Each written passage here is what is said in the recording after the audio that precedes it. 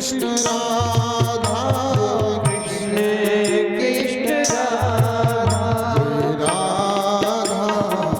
राधा कृष्ण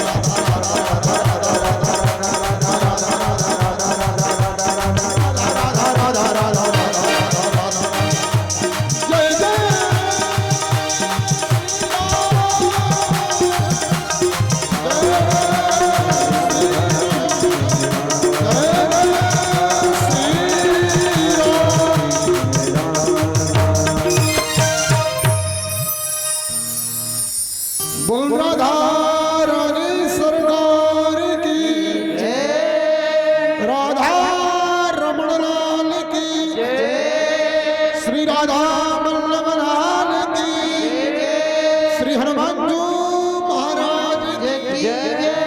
जय जय श्री राधे, श्री राधे, श्री राधे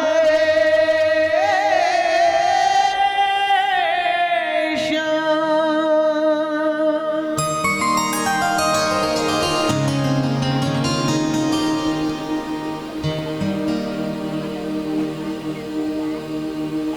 कल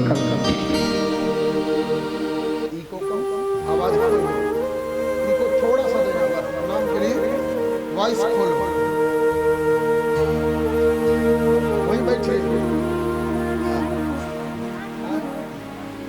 हाँ, खैनी सुरती गुटका चोला न सो गिला, सो गिला न सो।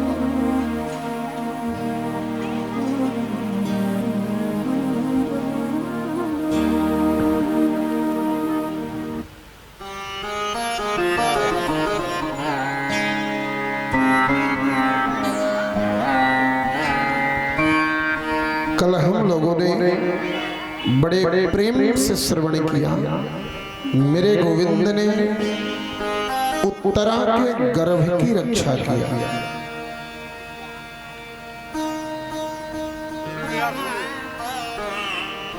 कुंती बुआ, अर्जुन, भीम, नकुल, सहदेव सबने भगवान से हाथ जोड़ करके मेरे प्रभु से बड़ा सुंदर वरदान मांगा है।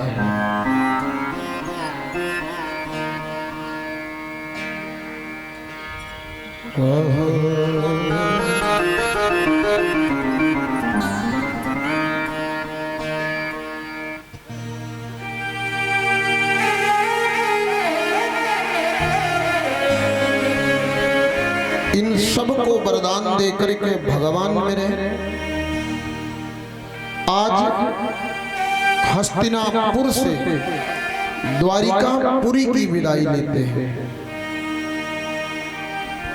भगवान मेरे द्वारिकापुरी चल दिए।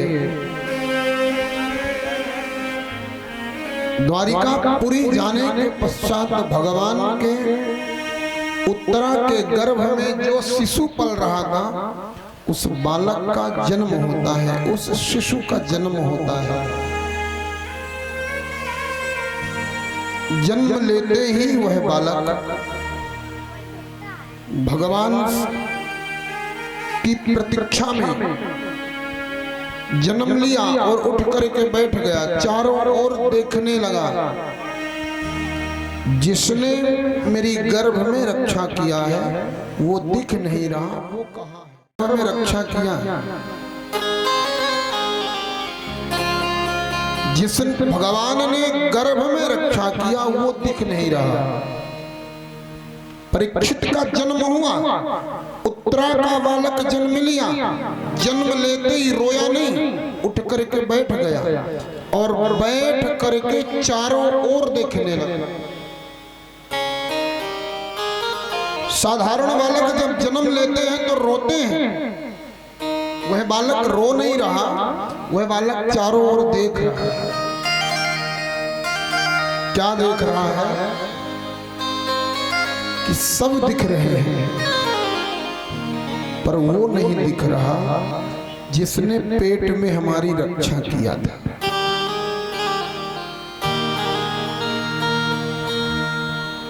सब दिख रहे हैं, सारा जगत है, लेकिन अभी वो नहीं है जिसने हमें पेट के अंदर बचाया था।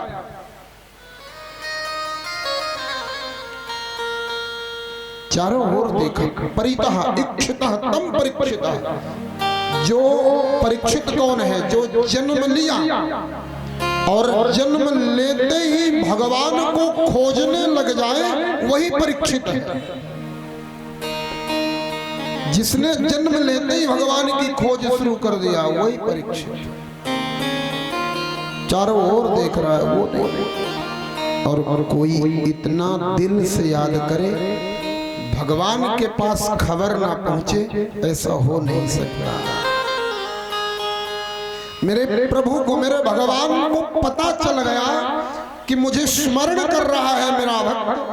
भगवान मेरे मिलने के लिए परीक्षित से द्वारिकापुरी से हस्तिनापुर आते हैं।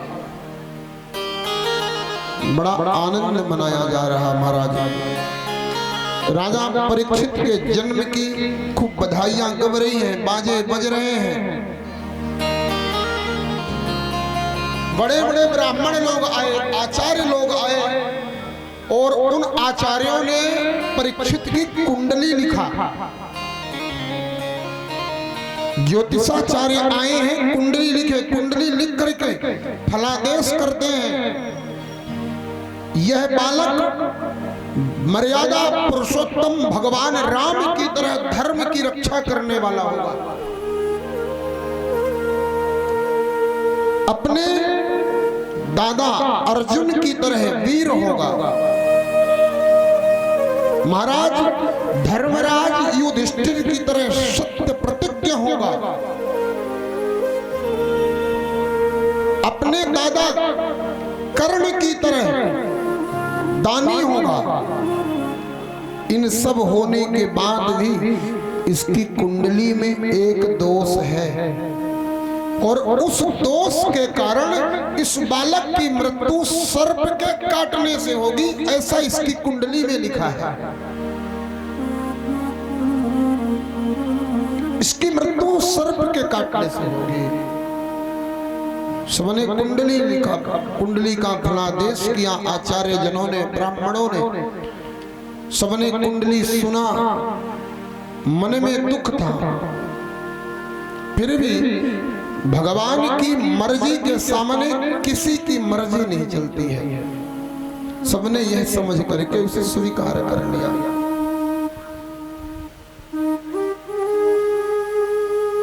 भगवान मेरे हस्तिनापुर में कुछ दिन रुकते हैं और हस्तिनापुर से मेरे प्रभु द्वारिकापुरी की यात्रा करते हैं। द्वारिकापुरी की यात्रा किया मेरे भगवान ने, हस्तिनापुर से द्वारिकापुरी गए।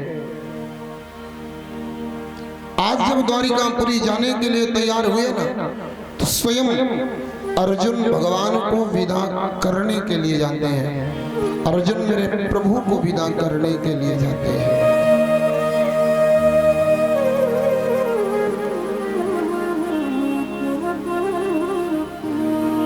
अर्जुन भगवान को छोड़ने के लिए द्वारिकापुरी गए। द्वारिकापुरी में समय बदला, यदुवंशियों को श्राप लगा। श्राप के कारण संपूर्ण यदुवंशी गोलोक धाम की यात्रा करते हैं। मेरे प्रभु अपना दिव्य तेज भागवत जी में समाहित कराया और महाराज पंच भौतिक शरीर गोलोक पहुंचाते हैं। प्यारे अर्जुन ने देखा अब भगवान गोलोक चले गए। अर्जुन ने आकर के यह खबर युधिष्ठिर को दिया। युधिष्ठिर ने सोचा जब इस धरती पर भगवान ही नहीं है तो हमारा रहने का औचित्य क्या है। युधिष्ठिर ने सोचा अब हम लोग भी नहीं रहेंगे इस धरती पे। युधिष्ठिर ने राजा परीक्षित का तिलक किया, राज गद्दी पर परीक्षित को बैठाया और राज गद्दी में बैठा करके परीक्षित को पांचों पांडवों ने भी स्वर्ग की यात्रा किया, स्वर्गारोहण किया। पंच पांडवों ने परीक्षित राज्य का सुंदर अवलोकन करने लगे, राज्य संभालने लगे, समय बीतने लगा।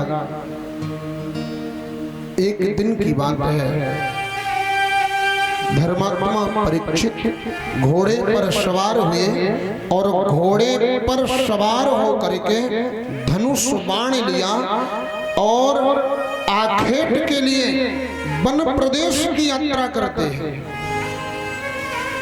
जंगल में जाकर के देखा एक श्याम वर्ण का पुरुष, काले रंग का पुरुष, छोटा सा कद है, वह गौ माता को जोर जोर से लात मार रहा है।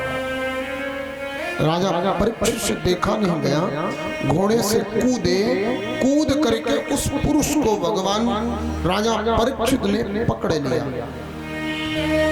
मेरे देखते हुए मेरे राज्य में इतना बड़ा अनर्थ, गौ माता को लात मारा जा रहा है, यह कदाचित मुझसे सहन नहीं होगा। तलवार निकाला, जैसे तलवार निकाला उसने राजा परीक्षित के पैर पकड़ लिया। शास्त्र कहते हैं पैर पकड़ा महाराज। शास्त्र कहते हैं शरणागत को जे तजहि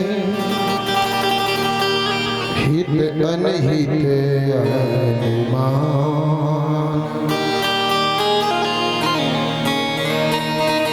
ते नर पावर पाप में तिनहि विलोकत हानि। तिनहि विलोकत हानि।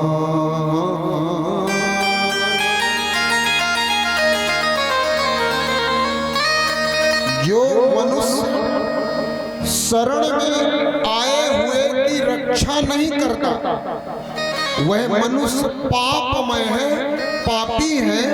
ऐसे मनुष्य का मुंह देखना महापाप है। राजा परीक्षित ने विचार किया, इसने मेरे पैर पकड़ा है, आज इसकी रक्षा करूंगा, मैं जान से नहीं मारूंगा। परीक्षित ने कहा भैया कौन है तू? उसने अपना परिचय दिया, मैं कलयुग हूं, मैं कलयुग हूं। परीक्षित ने कहा मेरे राज्य में तुम्हारा वास नहीं होगा। कलयुग ने कहा असंभव, हर 4 युगों में मैं आता हूं। सतयुग पूरा हुआ तो त्रेता आएगा, त्रेता पूरा हुआ तो द्वापर आएगा, द्वापर पूरा हुआ तो कलयुग आएगा, मुझे कोई रोक नहीं सकता। राजा परीक्षित ने कहा तुम्हें मेरे राज्य से निकलना होगा। कलयुग भयभीत हो गया, बोले महाराज निकालिए मत, एक काम करिए, रहने के लिए कुछ जगह मुझे दे दीजिए। राजा परीक्षित ने कलयुग को रहने के लिए 4 जगह दिया। आज भी कलयुग सिर्फ 4 जगह में है, कलयुग सिर्फ 4 जगह में है, 5वें जगह में कलयुग नहीं है। और कलयुग को जिसने भी पकड़ा वह नष्ट होगा, बचाने भगवान भी नहीं आएगा। जहां कलयुग है वहां विनाश है, और जहां भगवान है वहां कल्याण है। कलयुग कहाँ रहता है? बोले 4 जगह में। द्योतपान स्त्रियासुना,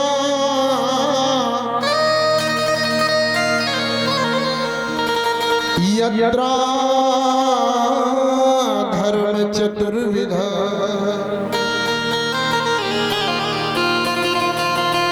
कलयुग 4 जगह में। सबसे पहला कलयुग का वास है जुआ में। जुआ, सट्टा, देसी भाषा में बोल देता हूं, कलयुग का वास सट्टे में है, जुआ में है। जुआ से मनुष्य लाखों कमाए, करोड़ों कमाए, लेकिन चैन से भोजन नहीं कर सकता है, शांति से भोजन नहीं कर सकता है। यह सत्य है, क्योंकि इसमें कलयुग का वास होता है। दूसरा पानम, मदिरा, पान में, मदिरा में कलयुग का वास है। जिसने भी शराब की शरण ग्रहण किया वह नष्ट हो जाएगा, बचाने कोई भी नहीं आएगा। परिवार के समेत सकुशल रोटी नहीं खा सकता, अंदाजा करके देख लो। तीसरा श्रिया, वैश्यावृत्ति, इसमें भी कलयुग का वास है। चौथा मांस भक्षण, मांस में कलयुग का वास है। जो मनुष्य मांस भक्षण करता है, जो मनुष्य मदिरा पान करता है, जो मनुष्य वैश्यावृत्ति में रत रखता है, जो मनुष्य जुआ सट्टा में ध्यान रखता है, उसके जीवन में कलयुग का वास होता है। उसके जीवन में कदाचित सुख और शांति का वास नहीं हो सकता। जो इन चार से दूर रहता है, उसके जीवन में भगवान का वास होता है। वहां सदैव मंगल होता है, आनंद होता है। माई बाप, कलयुग हाथ जोड़ करके कहता, महाराज चार की चारों जगह गंदी हैं, एक जगह अच्छी दे दो ना, एक जगह अच्छी दे दो। राजा परीक्षित के मुंह से निकल गया, जाओ सोने में तुम्हारा वास होगा। सोना में भी कलयुग रहता है। शास्त्रों में कहा गया, गीता में भगवान ने कहा कि धातुओं में मैं सोना हूं। गीता में भगवान ने कहा मैं सोना हूं, और भागवत जी में कहते हैं सोने में कलयुग का वास। कैसे? बोले भैया सोना दो तरह का होता है, एक सोने में कलयुग का वास, दूसरे सोने में भगवान का वास। अब आप यूं सोच रहे होंगे एक 23 कैरेट 24 कैरेट नहीं, एक होता है पाप की कमाई का सोना और एक होता है धर्म की कमाई का सोना, मेहनत की कमाई का सोना, खून पसीने की कमाई का सोना। धर्म की कमाई का स्वर्ण होता है, उसमें भगवान का वास है। अधर्म, चोरी, हिंसा, लूट मार करके कमाया गया सोने में कलयुग का वास है। ऐसा स्वर्ण जो धारण करेगा उसके लिए भी हानिकारक है।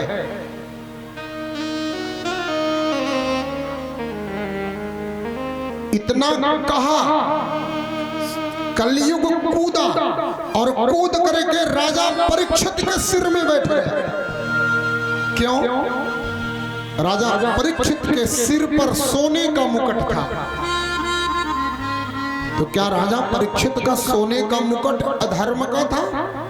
बिल्कुल। वह मुकुट राजा परीक्षित का नहीं था।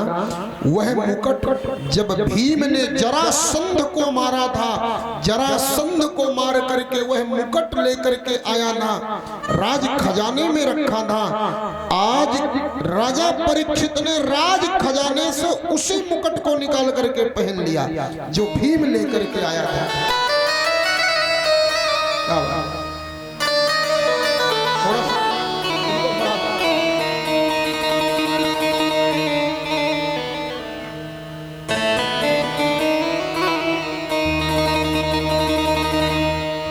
आज वही मुकुट राजा परीक्षित पहना।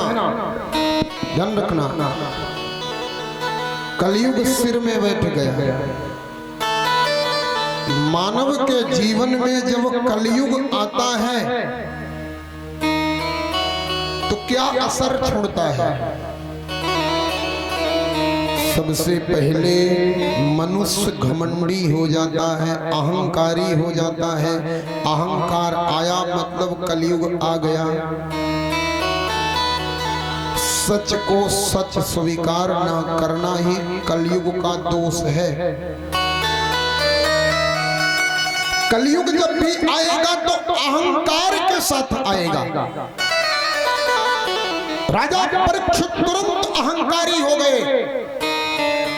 प्यास लगी, पानी पीने के लिए समीक ऋषि के आश्रम में गए। ए बाबा पानी दे। न प्रणाम किया, न वंदन किया, न नमन किया, पानी दे। महात्मा ध्यान में बैठे थे, अनाप शनाप बोलना शुरू कर दिया। ढोंगी पाखंडी नाटक करके बैठा है, आंख बंद करके बैठा है। महात्मा को क्या असर पड़ता है? क्या बोल रहे हो? संत तो समाधि में बैठे थे। राजा परीक्षित खूब अपवाद बोला, पानी दे। पानी नहीं दिया। परीक्षित को क्रोध आया। जब क्रोध आया, कुछ दूर में मरा हुआ सर्प पड़ा था, वह सर्प उठाया और महात्मा के गले में डाल दिया।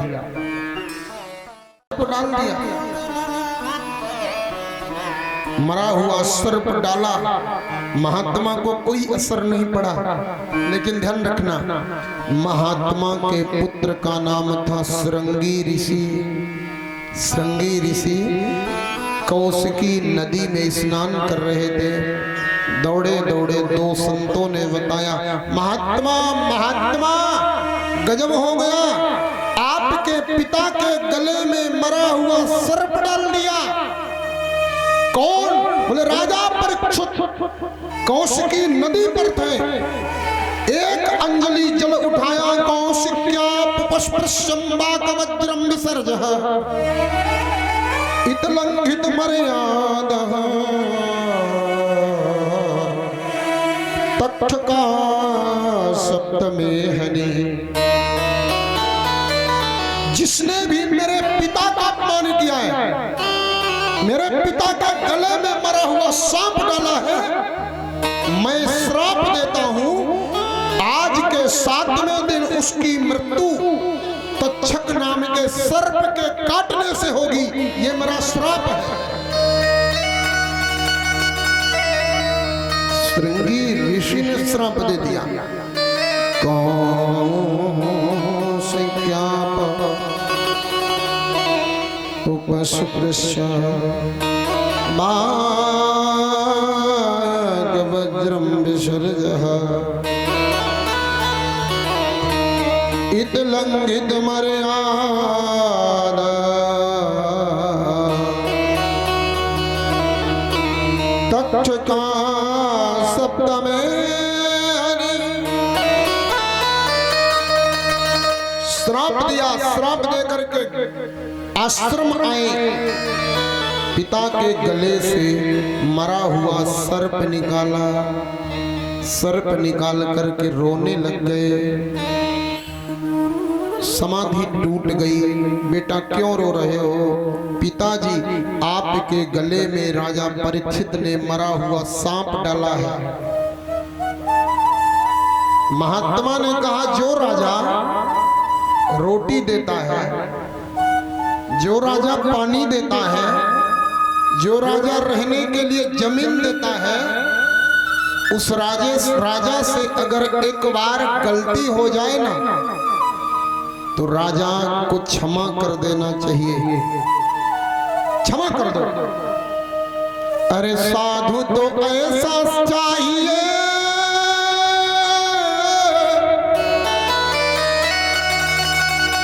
जैसे सूप सुहाए, सार सार को कहीं रखे और थोथा दे उड़ाए। संत का काम है अच्छाई समेट ले, बुराई उड़ा दे। गले में मरा हुआ सांप डाला तो कोई बात नहीं, निकाल के फेंक दिया ना तुमने? बोले फेंक दिया, भूल जाओ।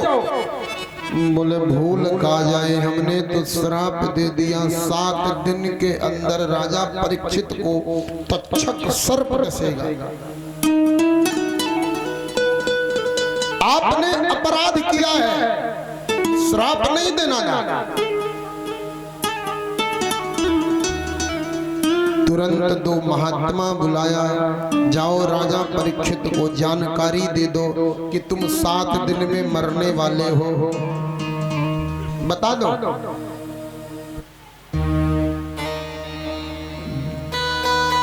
दो संत दौड़े दौड़े आए, राजा परीक्षित को बताया, राजन आपको श्राप लग गया है, आप 7 दिन में मर जाओगे। उस समय राजा परीक्षित ने अपना सोने का मुकुट निकाल करके अलग रख दिया था। मुकुट अलग हुआ तो कलयुग अलग हो गया। अपनी गलती का एहसास हुआ, मैंने अपराध किया है, संत का अपमान, ये मैंने क्या कर दिया। हे भगवान, मेरी गलती की मुझे सजा दे दो। आज मैंने संत के गले में मरा हुआ सांप डाला है। इतने में वो संत आए, आकर के कहते हैं राजा तुम 7 दिन में मरोगे, ऐसा श्राप है। राजा नाचने लग गया। 7 दिन में मरने का वरदान, श्राप लगा। राजा सुनकर के नाच रहा है। किसी ने कहा राजा 7 दिन में मरने वाले हो।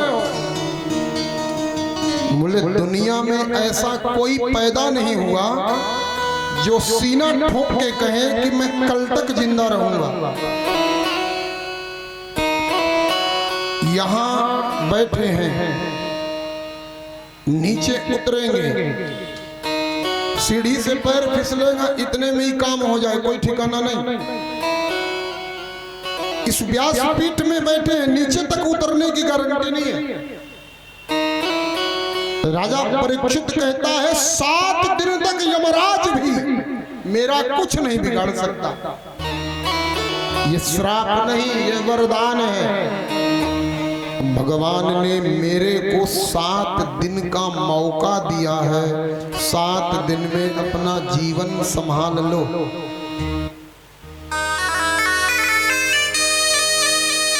राजा परीक्षित सुनते ही अपने पुत्र जन्मेजय को राजा बनाया, राजपाट सौंपा और जन्मेजय को राजा बना करके महाराज राजा परीक्षित घर बार छोड़ करके गंगा मैया के किनारे जा करके आसन लगा लिया।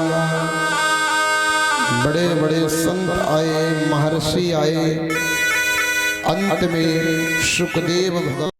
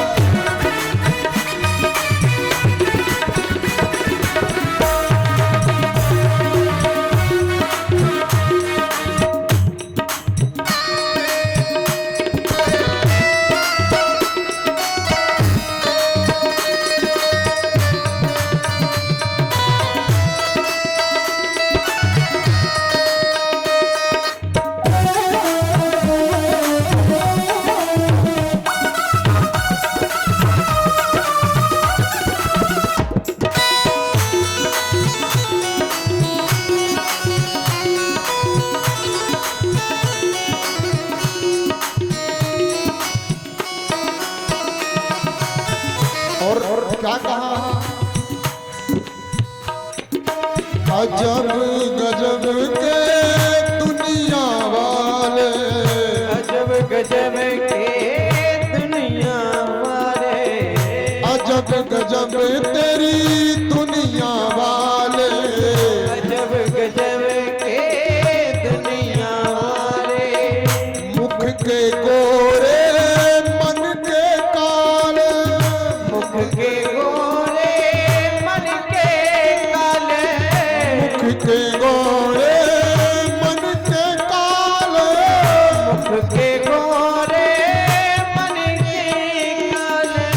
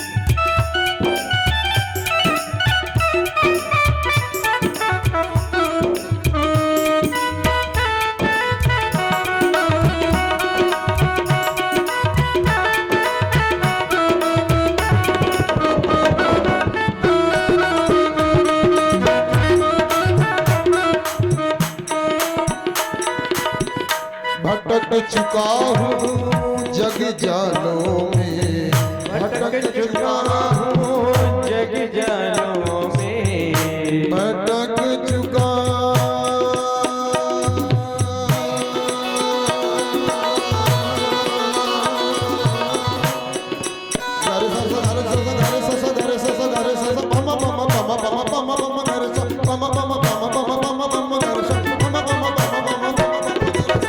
भटक चुका हूँ जग जालों में, भटक चुका हूँ जग जालों में। लूट लिया दुनिया वालों ने, लूट लिया दुनिया वालों ने। जिस दिन से पैदा हुए दुनिया वाले लूटते जा रहे हैं। बचपन के यारों ने बचपना लूट लिया, जवानी के यारों ने जवानी ले लिया,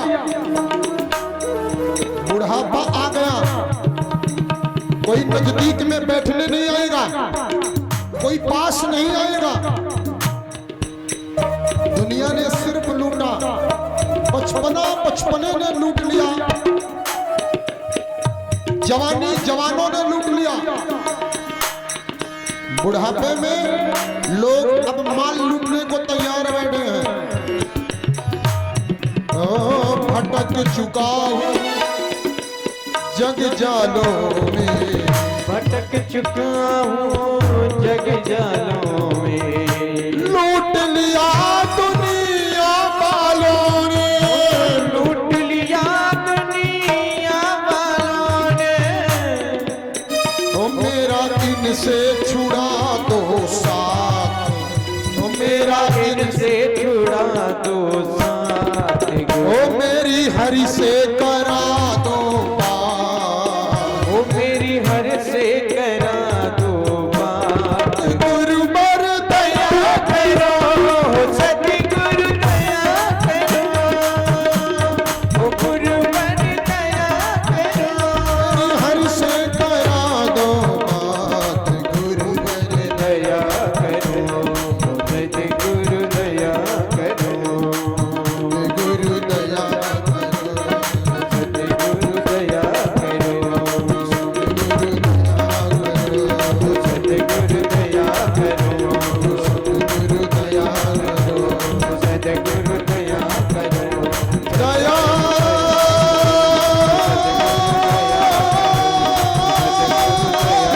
करो, सतगुरु कृपा करो, सतगुरु दया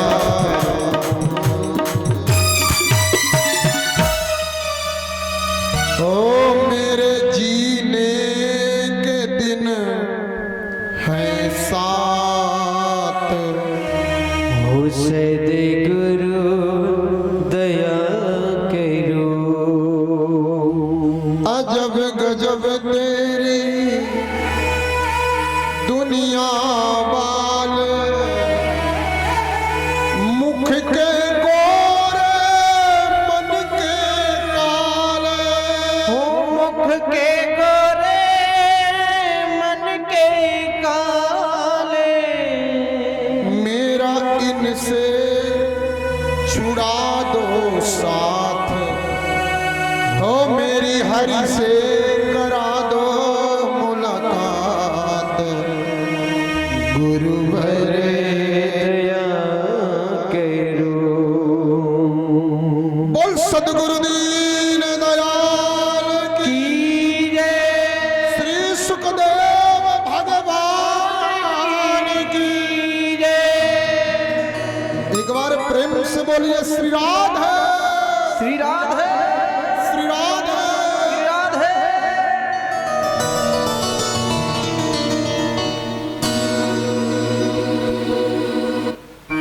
राजा परीक्षित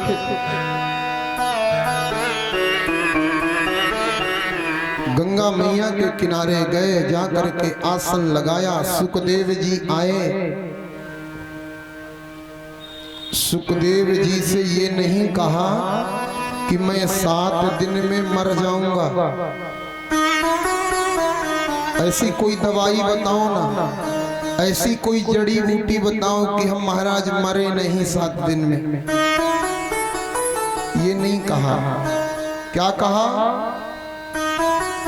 अतः प्रक्षामि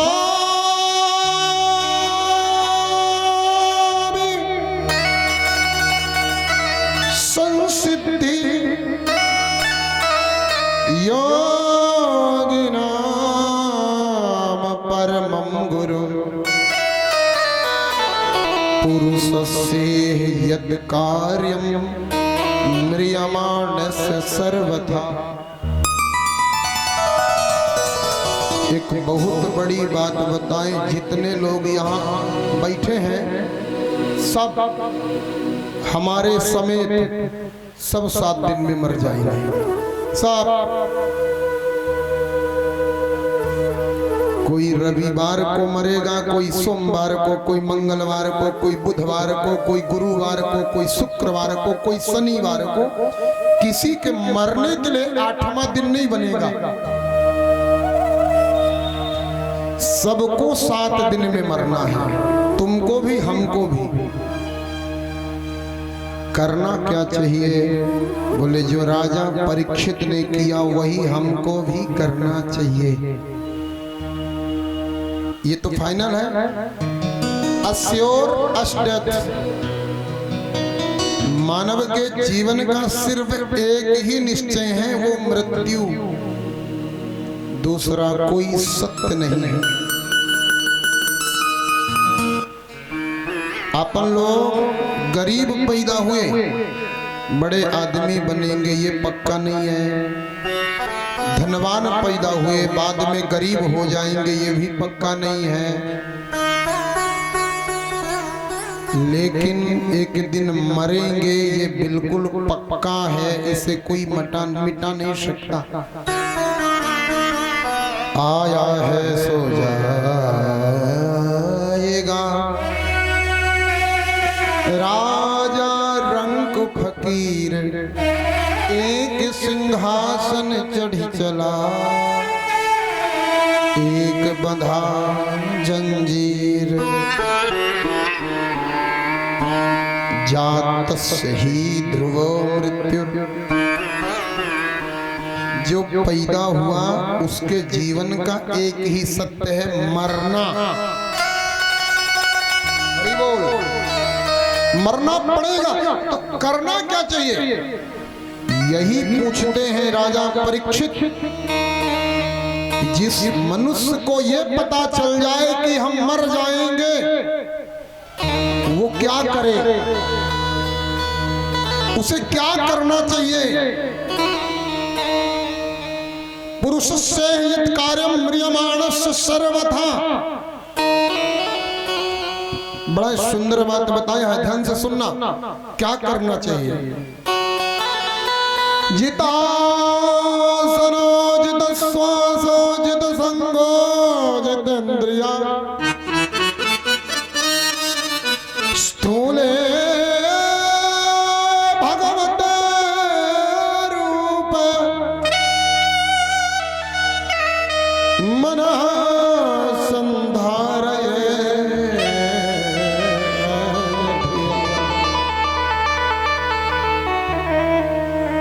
जिस मनुष्य को ये पता चल जाए कि हमको मरना है, वो क्या करे?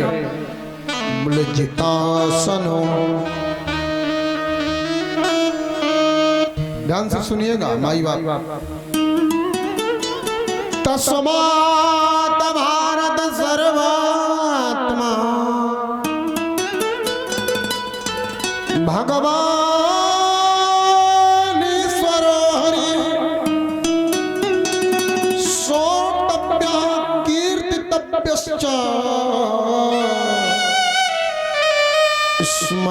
स्मर्तव्यश्चता भयम्। जिसे ये पता चल जाए कि हमें मरना है, उसके लिए सबसे पहली भक्ति है, सबसे अच्छा उपाय है वो भगवान की कथा को सुने। भगवान की कथा को सुने, सुन करके उस कथा को कहे। आप यहां पर कथा सुन रहे हैं, आपके साथ में जो लोग आपके परिवार वाले कथा पंडाल में नहीं आ पाए, घर में जाकर के उनसे बताइए आज हमने यह कथा सुना है। फिर स्मरण करिए, फिर आचरण करिए। जो आप कथा में सुन रहे हैं उसका आचरण भी आपके जीवन में होना चाहिए। यह मंगलकारी है।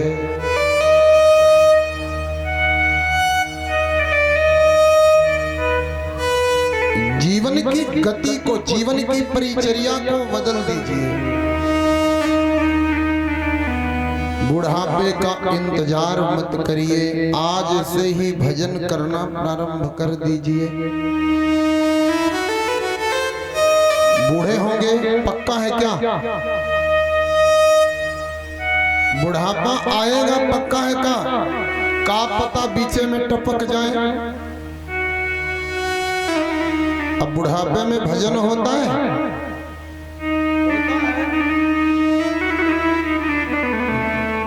भोले भाई कर सकते हो भजन।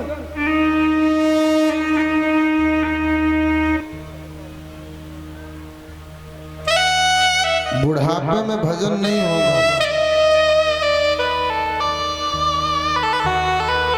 बुढ़ापे में अगर मंदिर में जाके दर्शन करना है ना, ठीक से दिखता नहीं है साहब।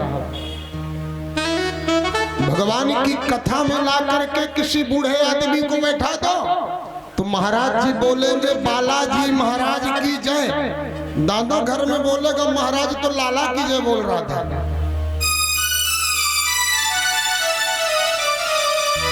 आंख पे तनेगा जाला, नाक से बहेगा नाला,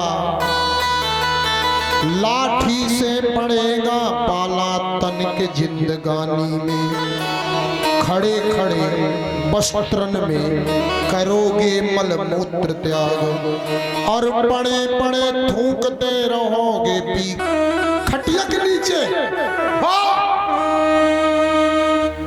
खटिया के नीचे सारा जुगाड़। अब फिर बड़े बड़े बुलाओगे, ए भगवान आओ। आएगा कोई भगवान? आएगा?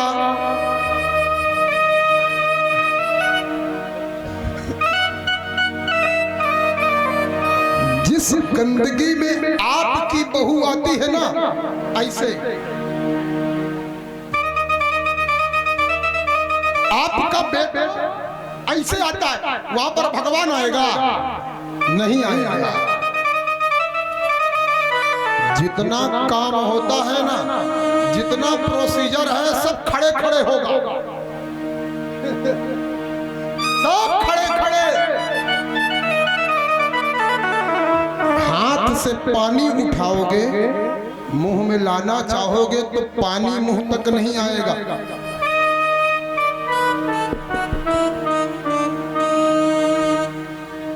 क्या करना चाहिए? बुढ़ापे का इंतजार करोगे?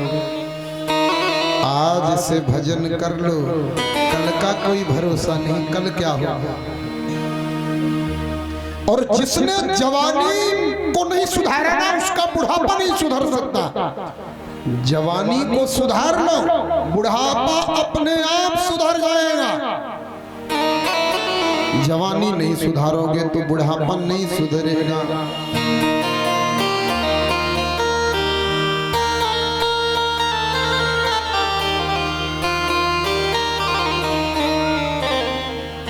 तू कर बंदगी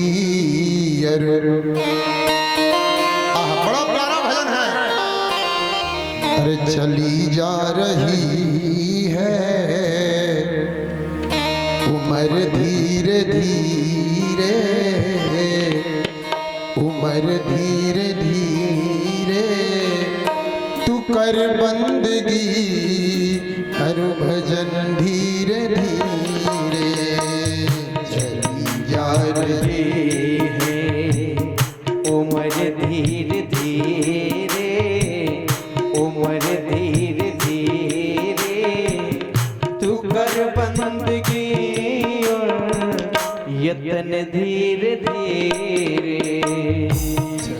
जा रही है उम्र धीरे धीरे, उम्र धीरे धीरे, तू कर बंदगी और यतन धीरे धीरे।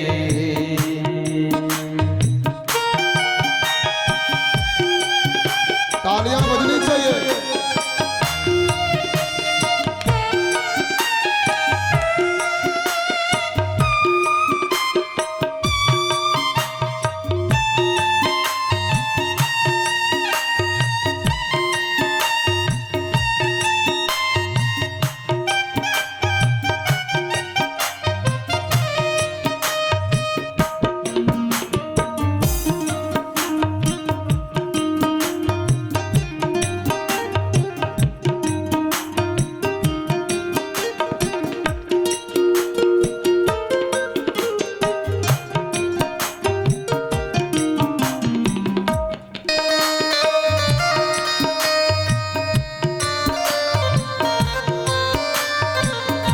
बचपन भी जाए जवानी भी जाए, बचपन भी जाए जवानी भी जाए, बचपन भी जाए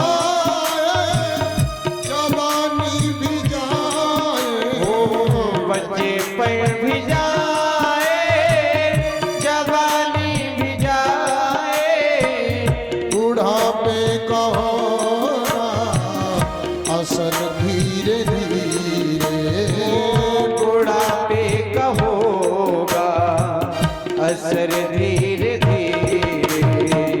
चली जा रही है उम्र धीरे धीरे, उम्र धीरे धीरे धीरे धीरे, तू कर बंदगी और यतन धीरे धीरे।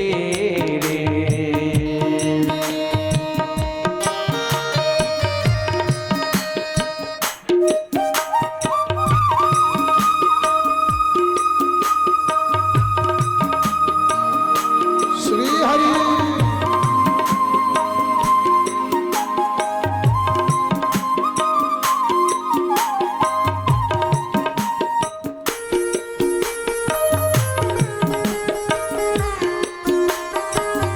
जय हो।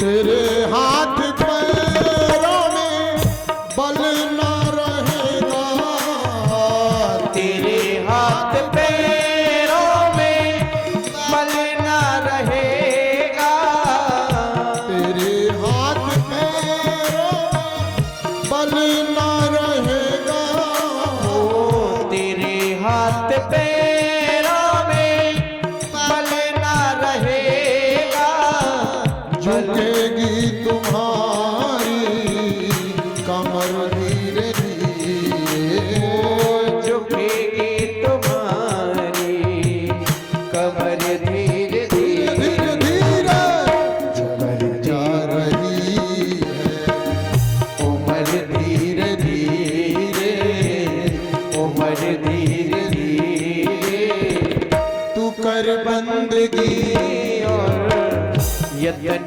धीरे धीरे।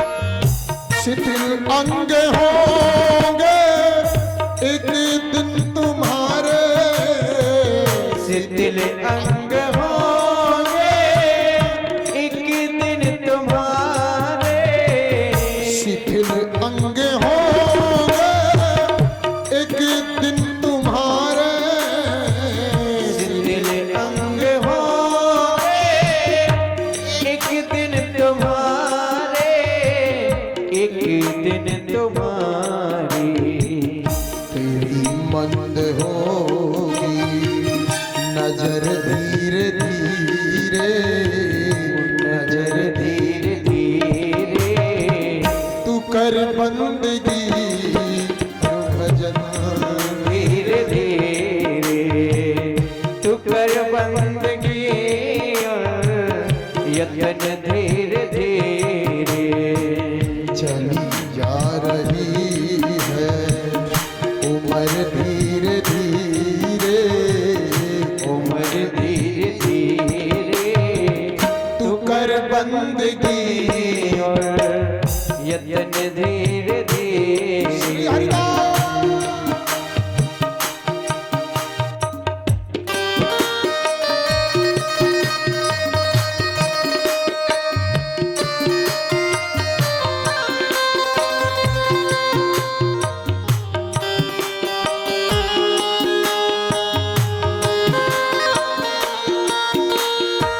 श्री हरि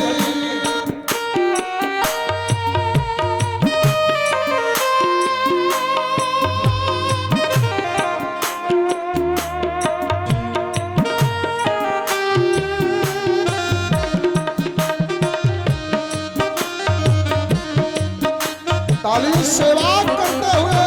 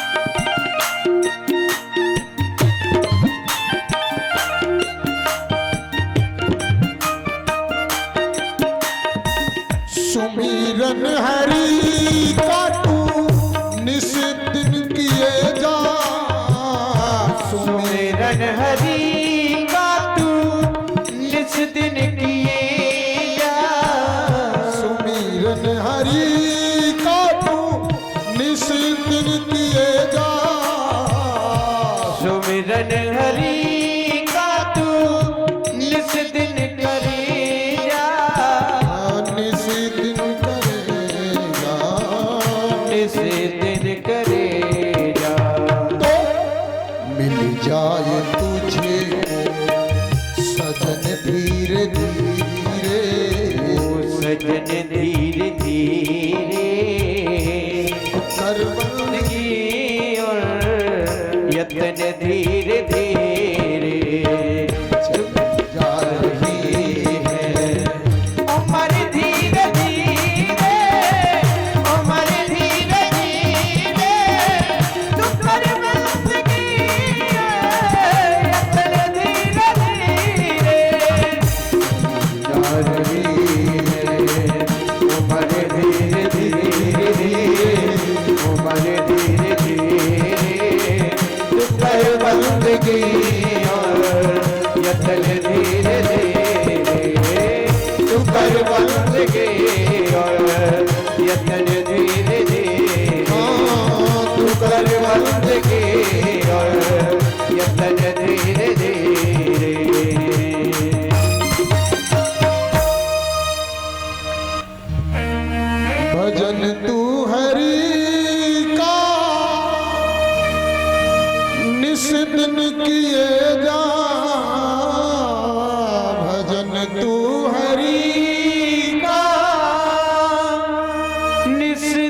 किए जा, निस दिन किए जा तो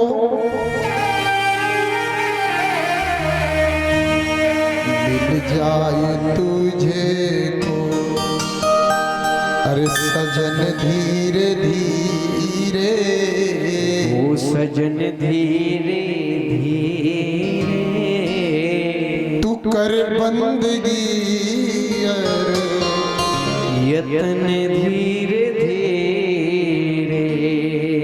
बोल राधा वल्लभ लाल की।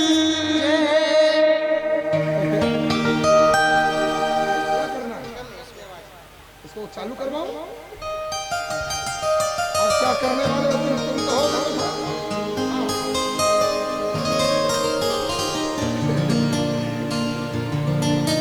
एक बार प्रेम से बोलिए श्री राधे। एक बार दोनों हाथ ऊपर करके श्री राधे।